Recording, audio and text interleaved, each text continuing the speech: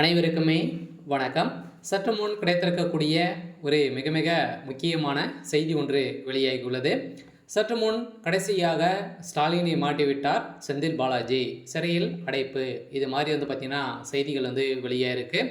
So இப்போ பார்த்தீங்கன்னா சமீப காலத்தில் பார்த்தீங்கன்னா ஒரு மிகப்பெரிய சம்பவம் நடைபெற்றது இல்லையா? ஸோ வரலாற்றிலே முதல் முறையாக பார்த்தீங்கன்னா தமிழகத்தில் டாஸ்மாக் கூடிய அலுவலகங்களிலும் டாஸ்மாக் கூடிய நிறுவனங்கள் அதே மாதிரி இதில் இருக்கக்கூடிய ஒப்பந்ததாரர்கள் செந்தில் பாலாஜியுடைய நண்பர்கள் அதே மாதிரி பார்த்தீங்கன்னா எம்பி ஜெகத் ரக்ஷனுடைய அவருக்கு சம்மந்தப்பட்ட நிறுவனங்கள் அனைத்து இடங்களிலும் சென்னையில் இருக்கக்கூடிய அனைத்து நிறுவனங்களுமே ரைடுகள் நடந்தது.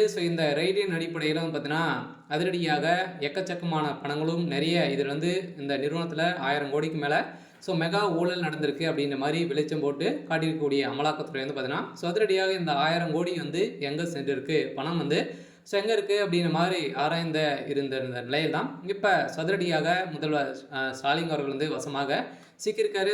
செந்தில் பாலாஜி அவர்கள் ஏற்கனவே சட்டத்துக்கு விரோதமான பண பரிமாற்ற வழக்கில் தான் சிக்கியிருந்தார்.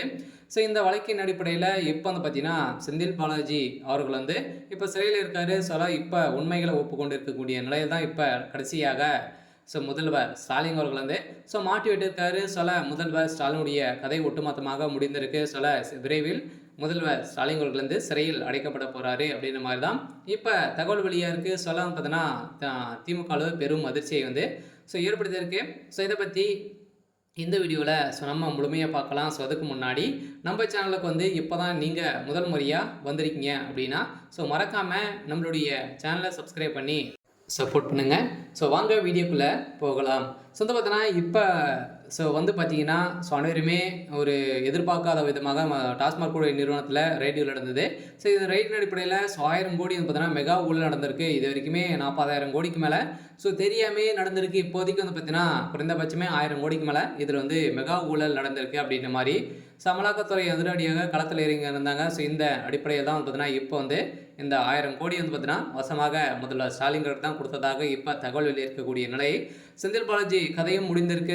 ஏற்கனவே சட்டத்துக்கு விரோதமான பண பரிமாற்ற வழக்கிலிருந்து சிக்கியிருந்தார். அதே மாதிரி திமுக சேர்ந்த அமைச்சர்களும் சிக்கியிருக்காங்க. இதுலேருந்து எம்பி ஜெகத் ரக்ஷன் அவர்கள் ஒரு முக்கிய புள்ளியாக திமுகவுக்கே ஸ்பான்சர் பண்ணக்கூடிய ஒரு அளவுக்கு தான் அமைச்சர் ஜெகத் ரக்ஷன் அவர்கள் பார்த்தீங்கன்னா இருக்காரு.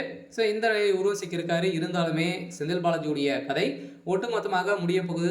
இவருக்கு பார்த்தீங்கன்னா ஆயுள் தண்டனை வழங்க போகிறதாகவும் ஒரு தகவல் வழியாக இருக்குது. இருந்தாலுமே நீதிமன்றம் என்ன தீர்ப்பு வழங்க போகிறாங்க அப்படின்னு தான் எல்லாருடைய கேள்வியாக இருக்குது. வருகின்ற சட்டமன்ற தேர்தலுக்குள்ளே திமுகவுடைய கதை ஒட்டுமொத்தமாக முடிய போகுது அப்படின்ற மாதிரி இப்போ தகவல் வழியாக இருக்குது. சரி, ஓகே. இன்னைக்கான அப்டேட் பார்த்தீங்கன்னா இதுதான். மறக்காமல் நம்மளுடைய சேனலை சப்ஸ்கிரைப் பண்ணி சப்போர்ட் பண்ணுங்கள். தேங்க்யூ.